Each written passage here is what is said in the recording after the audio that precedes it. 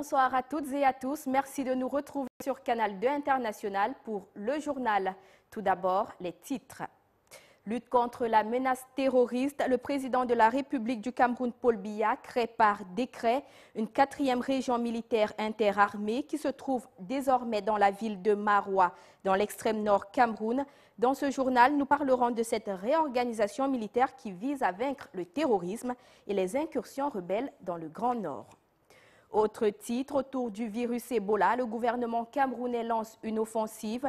Une circulaire conjointe entre le ministère de la Santé publique et le ministère des Transports recommande la rigueur dans le contrôle des personnes et des biens dans les frontières, les aéroports et les ports. Et puis en sport football, éliminatoire Coupe d'Afrique des Nations des moins de 20 ans, les Lionceaux du Cameroun hypothèquent leur qualification en faisant match nul d'un but partout face au Bafana Bafana d'Afrique du Sud. Voilà pour la une du journal.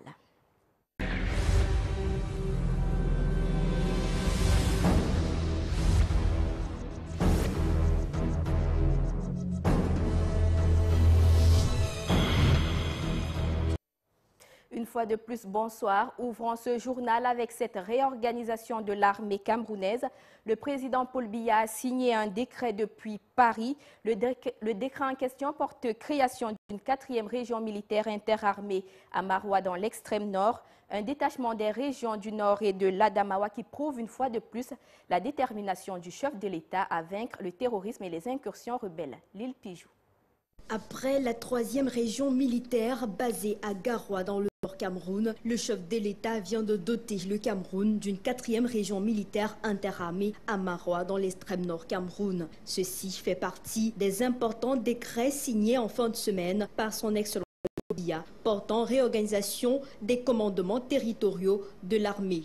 Une région de gendarmerie qui suit la même organisation que la région militaire interarmée, se crée également dans l'extrême nord. Désormais, le Cameroun est reparti en 4 régions militaires interarmées et 4 régions de gendarmerie. Dans le même décret, le chef de l'État transforme la dénomination secteur militaire terrestre en secteur militaire uniquement, pour un caractère interarmé. Désormais, la 41e brigade d'infanterie motorisée sera basée série sous le commandement du colonel Roger Cuicheux. Quant au colonel Jacob Kodi, il assurera le commandement par intérim de la 4e région militaire interarmée. Et le colonel Souleymano Massakano assure le commandement de la 4e région de gendarmerie. D'autres nominations ont été enregistrées dans le dit décret, ce qui témoigne de la volonté du chef de l'État d'apporter du sang neuf à son armée, surtout en cette période où l'insécurité gagne du terrain aux frontières camerounaises. Également dans l'actualité, on reparle de l'épidémie Ebola qui se propage à grande vitesse à l'ouest de l'Afrique. Au Cameroun, le gouvernement lance une offensive. Il s'agit d'une mesure conjointe entre le ministère de la Santé publique et le ministère des Transports qui recommande le contrôle rigoureux des personnes et des biens en provenance du Nigeria et des pays de l'Afrique de l'Ouest. Les explications sont de Ghislain Pierre-Issono. Les autorités camerounaises ont pris la menace Ebola très au sérieux, d'autant plus qu'un pays limitrophe avec le Cameroun est touché par l'épidémie qui a déjà fait plus de 1000 morts en Afrique de l'Ouest. Dans une lettre circulaire, les ministres en charge des transports et de la santé publique ont pris des mesures restrictives s'agissant des mouvements de personnes et de marchandises en provenance des pays infectés. Pour ainsi dire, les frontières sanitaires seront momentanément fermées avec le Nigeria voisin. Et ce sont 6 régions du Cameroun, traditionnellement dans le commerce juridique avec le Nigeria, qui sont concernées. Tous les voyages par voie aérienne, maritime, fluviale, terrestre et lacustre, vers et en provenance du Nigeria et des autres pays touchés à destination du Cameroun ou en transit sont interdits jusqu'à nouvel ordre. Des mesures préventives, tant la maladie n'est pas au Cameroun. Mais pour autant, il est conseillé de bien se laver les mains avant toute consommation et aussi après être allé aux toilettes. Toujours en santé, le taux de prévalence des hépatites B et C préoccupe les autorités et les responsables sanitaires. Le taux oscille entre 10 et 13% de personnes infectées. Pour stopper la progression des hépatites, une campagne de dépistage est lancée depuis ce matin dans la ville de Douala. L'objectif, bien évidemment, est de vacciner toutes les personnes dépistées séronégatives. Ghislain Robert Charlitok et Roméo Nanko. De sources médicales, au Cameroun, 10% de la population souffre d'hépatite C et 13% d'hépatite B. Une statistique constamment en évolution, surtout en milieu jeune. C'est ainsi que Espoir et Solidarité africaine, à travers son action de dépistage de ces hépatites, entend sensibiliser les populations sur cette tueuse silencieuse dont voici le mode de transmission. Le mode de transmission vis-à-vis du sang sont similaires. C'est-à-dire que l'hépatite B se transmet par le sang, des produits sanguins souillés par le virus, des objets coupants tels que les aiguilles, les lames de rasoir, les coupons utilisés par quelqu'un qui était porteur du virus. L'hépatite B a également une transmission fortement sexuelle, aussi vrai que le VIH. D'ailleurs, l'hépatite B est 100 fois plus transmissible que le VIH. Donc ça veut dire qu'à tout moment, même un seul petit rapport est supposé être contaminant si vous êtes en contact avec la personne. Nous avons également une transmission lors de l'accouchement, de la naissance, si la maman portait le virus dans son sang. L'hépatite C, en dehors de ce mode de transmission sanguin, est très faiblement transmissible. Face à ces maladies infectieuses, personne n'est à l'abri. Hommes, femmes, enfants, tout le monde est exposé. Je suis très contente que papa et maman m'ont amené me faire le test hépatite B et C.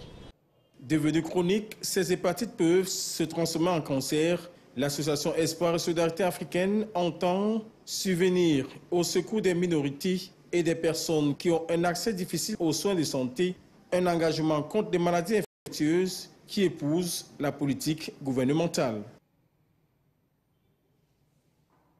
Dans l'actualité en éducation, la décision portant homologation des prix des manuels scolaires est respectée dans la ville de Yaoundé. Dans les librairies et autres espaces marchands, les fournitures scolaires sont vendues au prix fixé par le ministère du Commerce. Grande nouvelle, la grille retenue pour l'année 2013-2014 est la même pour cette année scolaire 2014-2015. Merveline Tapi et André Marindia sont descendus dans quelques librairies de la ville de Yaoundé. J'avais les 10 francs comme ça. Un livre de français, 3510 francs CFA à débourser aux francs prêts tel que prescrit par le ministre du Commerce. Ah oui, nous respectons les prix homologués. Pourquoi? Parce que, comme par exemple celui-ci à 3510 francs, n'est-ce pas? Vous voyez que si c'était nos prix, on ne pouvait pas laisser les 10 francs. Peut-être on devait arrondir. Donc quand vous voyez déjà avec les 10 francs comme ça, ça veut dire que ce sont les prix du ministère qu'on respecte.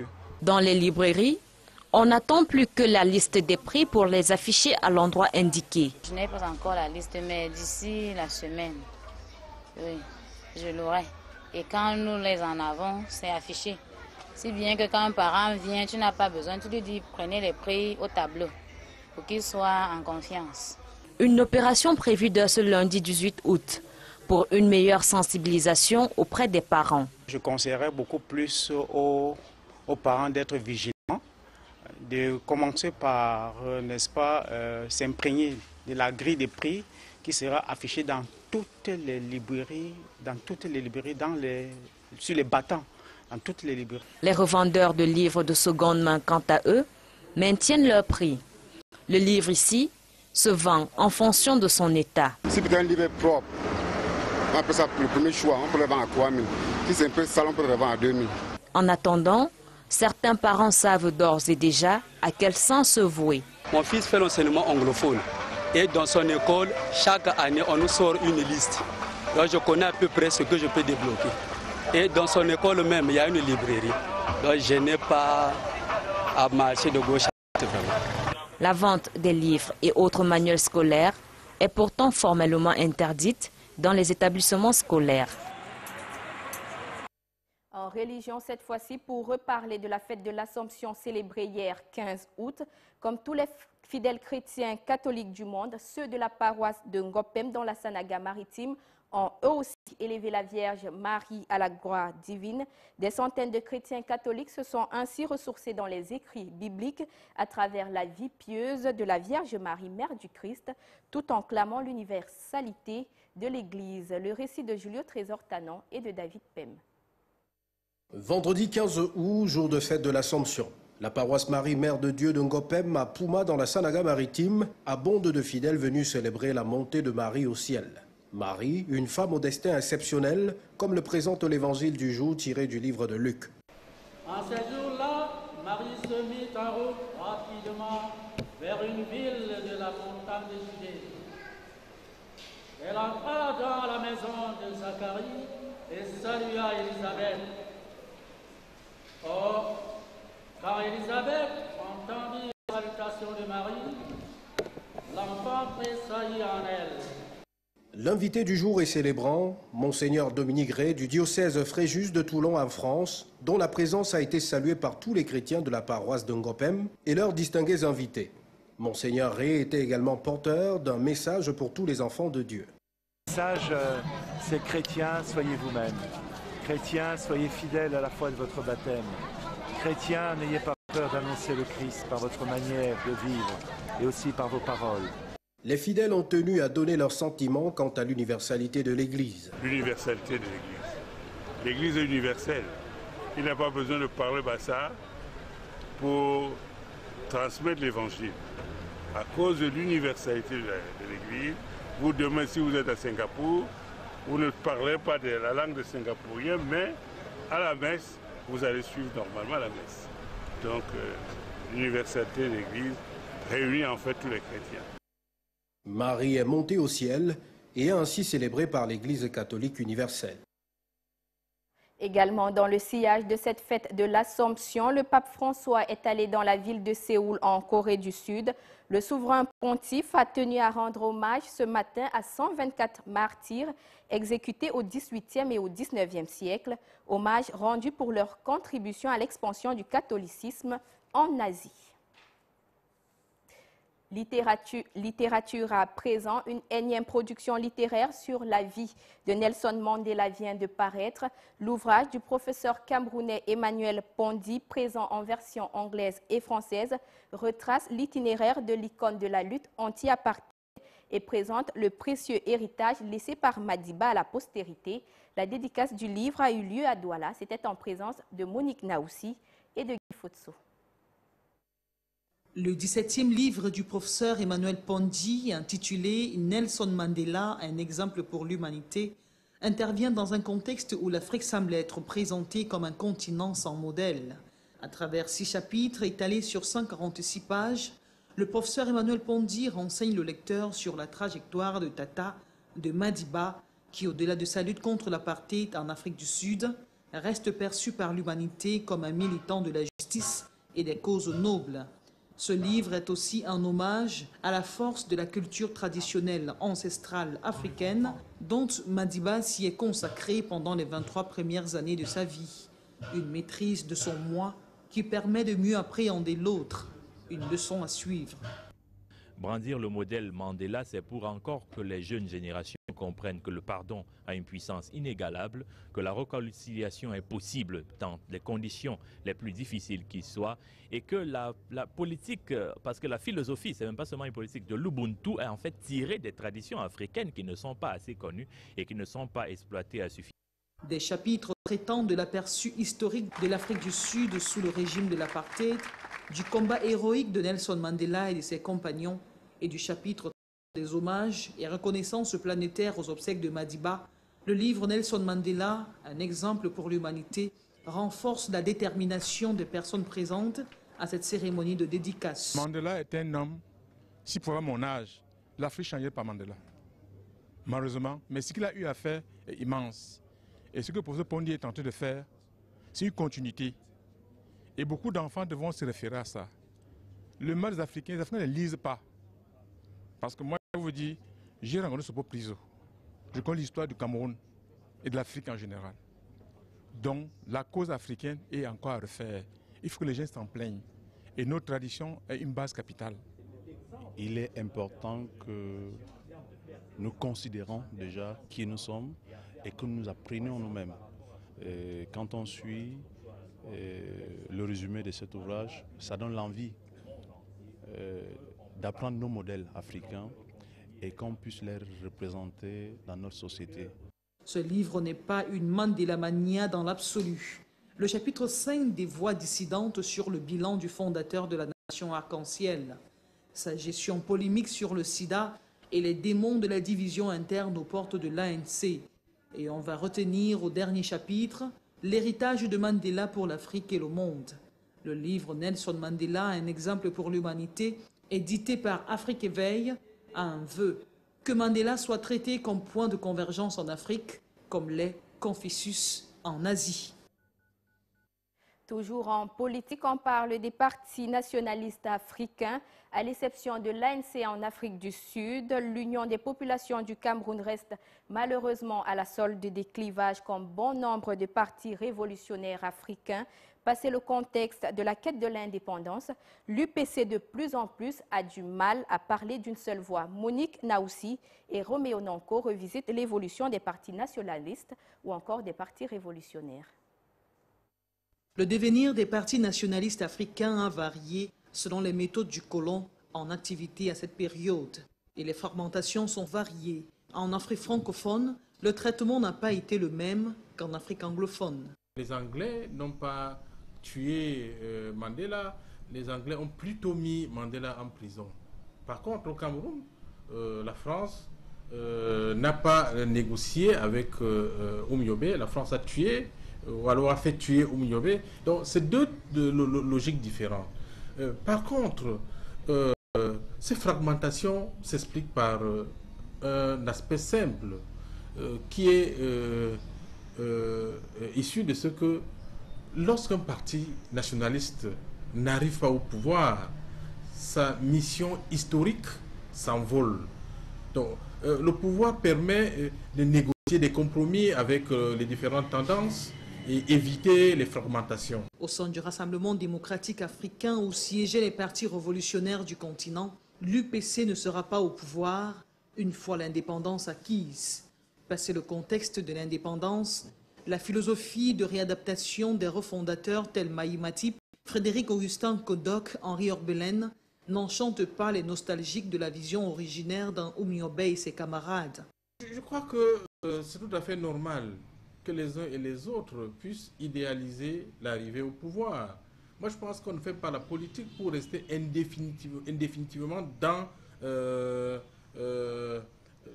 l'au-dehors du pouvoir. Il faut intégrer le pouvoir. Il faut capitaliser les ressources nées de la conquête du pouvoir ou du partage du pouvoir. Je crois que c'est naturel pour tout parti politique qui s'affirme comme force politique. Et l'UPC, justement, a un problème d'unanimité à rechercher entre les différentes fractions. Il n'y a pas une unanimité autour d'une personnalité qui peut fédérer. L'Union nationale du Cameroun est davantage l'apanage d'Union Ekele et de la Sanaga maritime. De l'autre côté, on a eu un UNC qui a changé de contenant pour devenir Rassemblement démocratique du peuple camerounais. Des partis révolutionnaires, seul l'ANC en Afrique du Sud tient encore le flambeau. Peut-être la renaissance d'un UPC un et indivisible passerait par l'émergence d'un leader charismatique capable de fédérer les différents clivages vers le même idéal, ce qui honorerait les martyrs comme Oumyobé, le docteur Félix Roland Moumié, Ernest Ouadjie et bien d'autres. Dans l'actualité en culture, le promoteur culturel Raymond Tchengan continue de voler au secours des artistes camerounais en détresse. Après tout couleur, il s'est rendu au chevet de Anne-Marie Zier, malade depuis plusieurs années. Chant et dents étaient au menu et ont été suivis par Alain Ebel Olinga et Thierry Camteau. Émotion exprimée ici en larmes par cette grande chantre de la musique camerounaise. Clouée sur son siège par la maladie, la voix mélodieuse a remplacé le chant par des pleurs.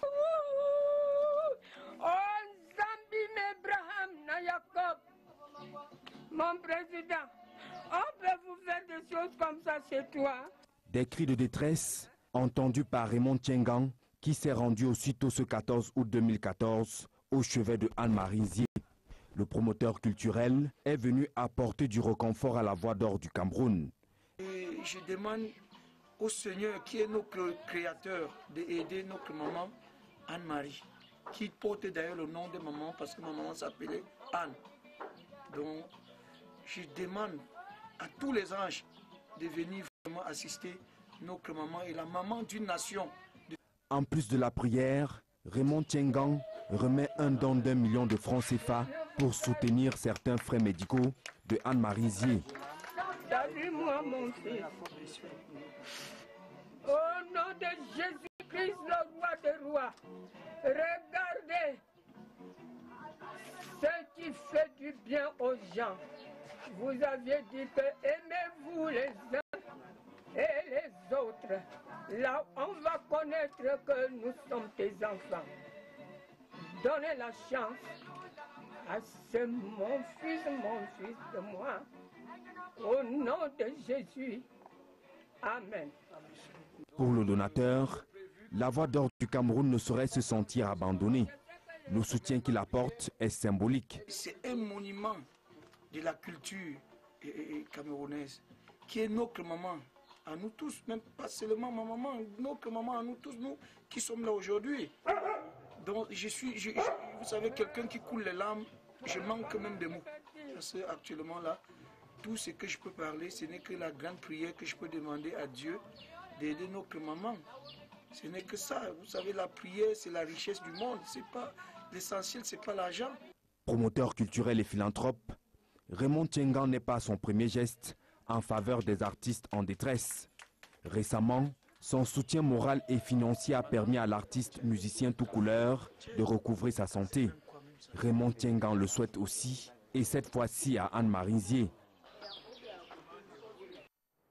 Dans l'actualité sportive, éliminatoire Coupe d'Afrique des Nations des moins de 20 ans, les Lionceaux du Cameroun hypothèquent leur qualification en concédant un match nul d'un but partout face au Bafana Bafana d'Afrique du Sud.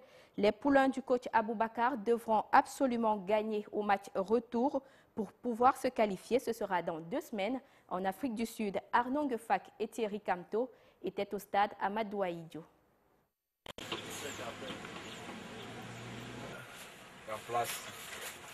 Un but partout, en tableau de marque du match Cameroun-Afrique du Sud. Le 3e tour éliminatoire commence avec inquiétude côté camerounais. La Coupe d'Afrique des Nations 2015 affiche désormais tamis étroit pour les Lions indomptables. Le Cameroun jouait à domicile et cet équilibre de but pèse bien lourd de désavantages. C'est un résultat, dit-on, évident, au vu du spectacle peu convaincant vécu sur la pelouse du stade Omnisport de Yaoundé. Enthousiasme des joueurs affiché à la sortie des vestiaires, mais non illustré sur l'aire de jeu. Tentative de part et autre, et le but camerounais à la 48e minute de jeu. L'honneur du ministre des Sports et de l'Éducation physique, venu encourager les acteurs, là est en bonne défense. Sauf que le but sud-africain, à la 70e minute, vient confirmer les signes de faiblesse camerounaise, jusque-là illustrés. Un but de chaque côté, c'est malheureusement pour le Cameroun le score final. Et heureusement pour l'Afrique du Sud qui prend l'avantage d'un but marqué à l'extérieur. Dans 2 semaines, au match retour en Afrique du Sud, le Cameroun aura l'obligation d'inscrire au moins un but pour espérer la qualification. Une note dans l'actualité africaine qui nous arrive à l'instant. Au Mali, un attentat fait 1 mort et 5 blessés ce samedi dans le nord du pays. Les victimes sont tous des membres de la force de maintien de la paix, des casques bleus. Un attentat qui confirme le caractère fragile de la sécurité dans le nord Mali, où officient encore de nombreux djihadistes. Et c'est la fin du journal. Merci de votre fidélité. À 21h, votre soirée divertissement. Prochain rendez-vous avec le journal demain 20h. Bonsoir.